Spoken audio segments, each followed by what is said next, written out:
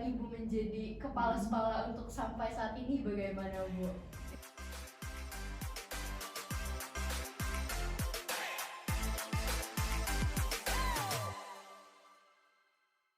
Halo semua, selamat datang di Libel Podcast. Tabi pun, let's talk, connect, and enjoy. Saya Katarina Tanggunan yang akan menemani serta memandu kamu dalam menjelajahi topik ini dengan sudut pandang yang mendalam dan informatif dengan topik-topik menarik. Terima kasih telah meluangkan waktu untuk mendengarkan dan mari kita mulai episode hari ini. Nah, kebetulan kita kedatangan kepala sekolah kita yaitu Ibu Maria Habibah SPD MPD. Assalamualaikum Ibu. Waalaikumsalam warahmatullahi wabarakatuh. Selamat datang Ibu di podcast perdana kami. Nah, kira-kira Ibu tadi pagi sarapan apa ya, Bu? Sarapan, karena kalau udah usia kayak gini, ibu harus sarapan dulu ya. Benar banget. Sarapan biasa lah. Wow. Sehat ya Bu ya, tetap. Alhamdulillah sehat. Amin. Nah, kesibukannya gimana Bu hari belakangan ini? Nggak terlalu padat sih, alhamdulillah bisa dijalani. Tentunya bukan menyibukkan diri, memang Benar sudah sekali, ya. Bu. Memang kita sebagai kepala sekolah biasanya ada hal-hal yang mendadak gitu. Betul. Untuk kita lakukan briefing dan sebagainya. Nah, mungkin sobat ada yang belum kenal nih dengan Bu Maria. Bu Maria ini dulu pernah bersekolah di SMA swasta 2 Utama, Bandar Lampung dan melanjutkan pendidikan di Universitas Lampung. Benar ya Bu ya? Benar. Wah. Ya. Nah, kita juga tahu ya teman-teman bahwa Ibu ini menjadi kepala sekolah kita di SMA negeri kita tercinta ini. Boleh ceritakan sedikit Bu tentang bagaimana perjalanan Ibu sampai bisa terjun di dunia pendidikan dan menjadi kepala sekolah SMA Negeri 15 Bandar Lampung. Oke, ini ceritanya dari pendidikan ya awal. Oke.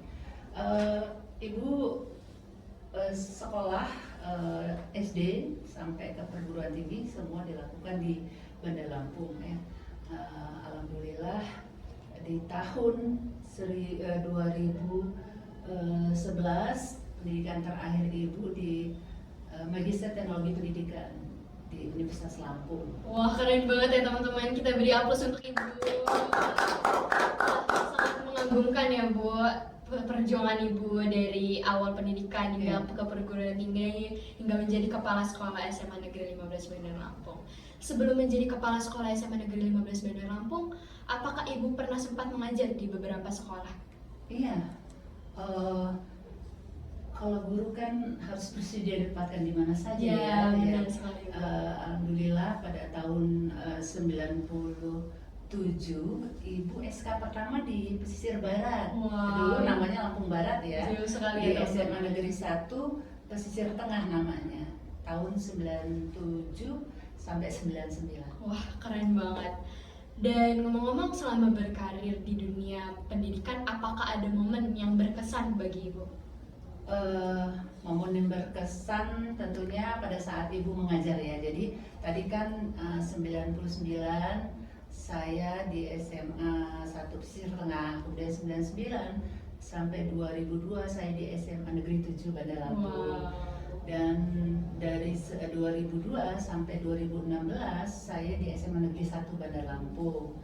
Sampai akhirnya saya diangkat menjadi diberi amanah menjadi kepala sekolah di SMA Negeri 11 Bandar Lampung dan terakhir di SMA Negeri 15 Bandar Lampung.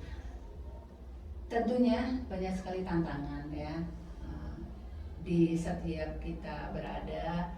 Tentunya bagaimana cara kita minimalisir tantangan itu supaya menjadi hal yang lebih baik ke depan. Wah, ternyata sebelum menjadi kepala sekolah di SMA Negeri 15 Bandar Lampung, Ibu pernah menjadi kepala sekolah di SMA 11 ya Bu ya. Sangat keren teman-teman. Sebelum Ibu menjadi kepala sekolah kita, Ibu sudah berpengalaman di sekolah yang sebelumnya. Apakah ada pesan yang ingin Ibu sampaikan kepada orang tua atau teman yang membuat Ibu sampai di titik sampai sekarang ini? Tentunya circle atau lingkungan teman tentunya sangat berpengaruh, terutama orang tua ya, karena orang tua, doa orang tua itu luar biasa untuk kebaikan anak-anaknya ya. Teman-teman juga mendukung ya, karena memang background pendidikan saya memang dari awal guru ya, atas dari guru adalah kepala sekolah Wow. gitu. Jadi mereka sangat mendukung dan mereka senang ya. Tentunya juga mengingatkan untuk selalu berhati-hati. Iya, benar sekali teman-teman. Perasaan ibu menjadi kepala sekolah untuk sampai saat ini bagaimana, Bu? Ya, alhamdulillah ya di SMA Negeri 15 Bandar Lampung ini tentunya banyak mendukung dan membuat ibu semakin punya keinginan untuk bisa bagaimana meningkatkan prestasi siswa ya, bagaimana juga untuk meningkatkan kompetensi para gurunya gitu sih. Betul ya Bu, sangat bermanfaat ya teman-teman. Kan tadi Ibu sempat bercerita nih pengalaman Ibu di SMA Negeri 11 menjadi kepala sekolah. Bagaimana sih Bu, ada cara Ibu beradaptasi menjadi kepala sekolah di SMA Negeri 15 Bandar Lampung? Ya tentunya kita harus bisa juga menyelami ya iklim di sana, karena tentunya beda dengan iklim di SMA Negeri 15. Ya kita harus masuk di dalamnya, bersilaturahmi dengan baik dengan warga sekolah. Wah, benar, kayak pasti rasanya agak gimana ya Bu ya saat berpindah. Cuman karena tugas seorang guru apapun akan dilakukan dimanapun tugasnya ya Bu. Selama bertugas di SMA Negeri 15 Bandar Lampung, apakah ada tantangan yang Ibu hadapi dan bagaimana cara Ibu mengatasinya? Baik, semua dimanapun namanya manusia hidup pasti ada tantangannya ya. Betul sekali. Begitu juga Ibu di SMA Negeri 15 Bandar Lampung. Tentunya tantangannya adalah bagaimana memotivasi para dewan guru ya, peserta didik untuk meningkatkan kompetensi mereka, untuk bagaimana menyadari kepada peserta didik bahwa SMA itu nggak cukup sampai selesai di sini, mereka harus melanjutkan ke perguruan tinggi. Benar sekali ya. Cita-cita tinggi. Yang cita-cita teman-teman. Betul. Seperti itu. Wah, belakangan ini kan kita sering mendengar nih Bu berita tentang kenakalan remaja. Bagaimana pandangan Ibu mengenai fenomena di lingkungan sekolah? Apakah hal itu menjadi tantangan bagi Ibu selama bertugas? Benar sekali. Jadi salah satu tantangan adalah maraknya kenakalan remaja ya, penyalahgunaan obat-obat terlarang. Terus sekarang ini ada bullying benar sekali teman-teman. Kekerasan dan sebagainya. Dan saya berharap itu tidak terjadi di SMA yang kita Amin. cintai ini. Tentunya semua itu harus ada kolaborasi antara orang tua. Betul sekali, dan sekolah, guru dan peserta didik ya. Jadi nggak bisa ditumpukan semuanya ke sekolah, tapi mari kita sama-sama untuk bisa mencari solusi yang terbaik apabila ada peserta didik kita yang masuk dalam kategori yang disebutkan tadi ya. Tentunya harus senantiasa selalu mengingatkan, memotivasi, memberikan arah-arahan yang baik kepada peserta didik kita. Karena apa, zaman sekarang ini zaman digital ya, semua informasi bisa diperoleh dengan gampangnya oleh anak didik kita. Jadi tentu kontrol itu bisa dilakukan di rumah, di sekolah, dan tentunya lingkungan juga mendukung. Betul sekali. Jadi pentingnya pengontrolan diri, dukungan dan pengawasan itu sangat penting ya teman-teman untuk di lingkungan sekolah kita terutama. Nah, apa sih Bu rencana Ibu dalam 1 tahun ke depan untuk mengembangkan sekolah kita ini? Saya sih berharap dan punya cita-cita peserta didik dari SMA Negeri 15 Bandar Lampung ini bisa semakin banyak diterima di perguruan tinggi lewat SNBP, lewat SNBT, lewat jalur mandiri, dan saya berharap juga bukan hanya perguruan tinggi lokal tapi makin banyak yang diterima di perguruan tinggi nasional. Nah, saya juga teman-teman, bagaimana cara kita dalam untuk menuju ke pendidikan tinggi kita harus tetap semangat dan belajar dengan tekun ya Bu ya. Betul sekali. Nah, dalam pengembangan sekolah ini, bagaimana Ibu memastikan kualitas pendidikan yang baik untuk diberikan kepada siswa? Jadi kita ini sekarang tantangannya berat, itu saya sebutkan tadi ya, dengan teknologi informasi yang gampang sekali diperoleh oleh peserta didik ya. Jadi apa namanya, meningkatkan apa namanya, kegiatan-kegiatan ekskul yang banyak. Iya, Kemudian benar juga sekali, Bu. kalau di SMA Negeri 15 ini kita ada waktu-waktu ya, setiap Selasa dan Rabu kita sholat duha bersama. Kemudian juga kita ada waktu-waktu dan rutin juga Iya, ya, benar sekali, Bu. kita ngaji ya, apa namanya, baca Al-Quran untuk yang Muslim, kemudian untuk agama lain juga kita fasilitasi gitu ya. Kemudian tentunya pendidikan agama dan moral harus terus-menerus kita sampaikan ya. Guru BK juga berperan sangat penting di sini. Tapi semuanya itu tidak akan berhasil kalau tidak ada dukungan dari orang tua, Iya, partisipasi betul dari sekali. orang tua. Karena pendidikan itu bukan hanya sekolah, tapi Betul. semua lingkungan masyarakat, kemudian orang tua, pemerintah. Nah, teman-teman, dari yang kita dengar dari Ibu, kita bisa belajar teman-teman mementingkan agama, prestasi, dan pembelajaran. Di sini kita melihat ya bahwa SMA Negeri 15 Bandar Lampung ini memiliki banyak sekali ekskul yang ada di sini ya Bu ya, maupun ekskul rohani, olahraga, dan akademik lainnya, non akademik pun banyak sekali teman-teman.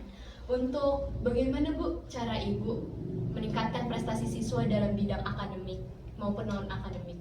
Kalau di bidang akademik, tentunya di internal sekolah selalu melaksanakan seleksi-seleksi ya, terutama apabila ada event tahunan terkait dengan lomba olimpiade, kita juga selalu berperan ikut di sana ya, dengan menyeleksi ya dari tingkat sekolah dahulu, kemudian mengikuti berbagai lomba ya. Itu kan juga untuk pembelajaran anak ya, lomba-lomba non akademik gitu ya. Kita selalu tidak lupa SMA 15 selalu mengikuti. Wow, kayak benar-benar mengagumkan ya teman-teman bahwa sekolah kita memiliki banyak begitu prestasi ya Bu ya, maupun di bidang non akademik maupun akademik.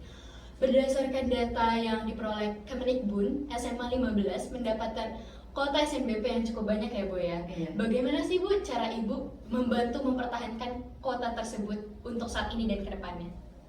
Iya, sekarang SMA 15 Bandar Lampung ini kan diakreditasinya A dengan nilai 96. Tentunya semua itu kan bagaimana rapor pendidikan sekolah kita juga jangan ada yang merah gitu ya, Ya, sehingga benar sekali, Bu. kuota daripada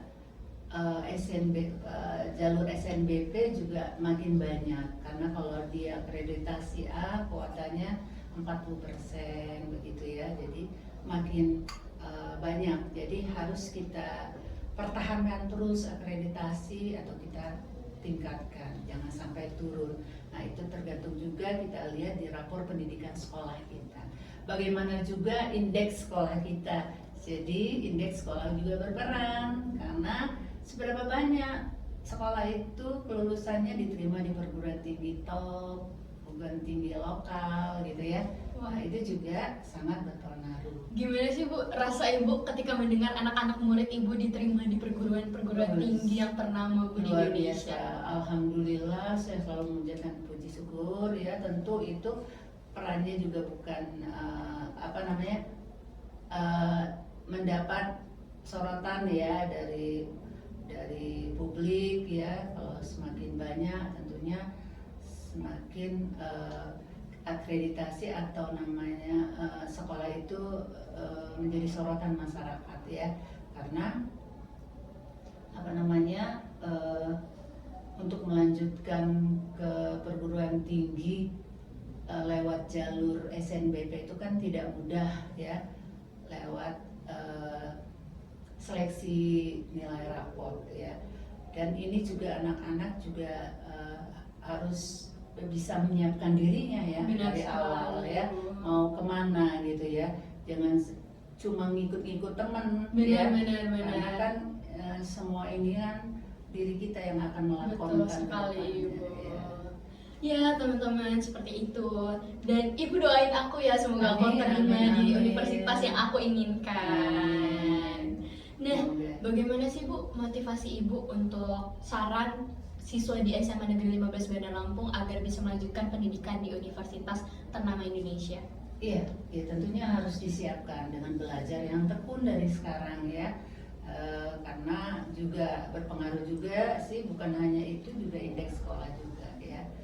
Jadi bagaimana indeks sekolah semakin banyak meluluskan ke perguruan tinggi yang ternama, semakin memberikan peluang kepada Benar sekali. peserta didiknya untuk Betul. bisa diterima gitu ya. Tapi yang jelas semua harus kita lakukan, disiapkan ya. Anak-anak harus belajar dengan tekun, dengan baik, cari tahu, karena sekarang belajar itu bisa di mana aja. Wah, terima kasih Bu. Kami benar-benar sangat berterima kasih Ya. karena kami juga akan memperjuangkan pendidikan kami ke depannya. Nah, Amin. katanya Ibu ada event eksternal nih yang akan diadakan di SMA Negeri 15 Bandar Lampung. Benar ya, Bu? Benar, nanti di bulan Januari kita mau ada lomba Liberty ya. Apa sih namanya, Liberty 2.0 ya. Itu akan dilaksanakan bulan Januari awal tanggal 7 selama 1 minggu lah kurang lebihnya ya. Jadi kegiatan itu adalah lomba-lomba ya dari tingkat SMP dan SMA. Jadi ayo mari kita sukseskan acara tersebut ya.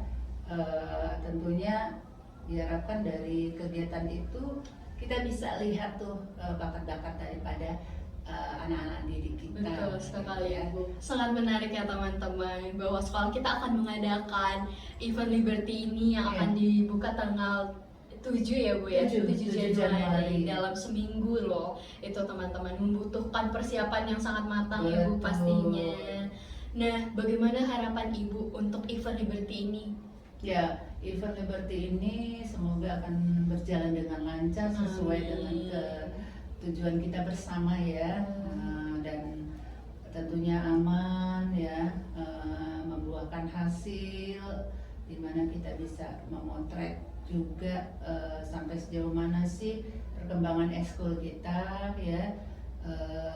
Terus cari bibit-bibit unggul dalam bidang olahraga, karena di situ macam-macam ya perlombaannya ya. Ada PBB, ada pioneering, ada speech talent ya. Iya betul. Ya, ada apa lagi itu? Voli, futsal teman-teman. Enggak, voli, Futsal nggak ada ya Bu ya.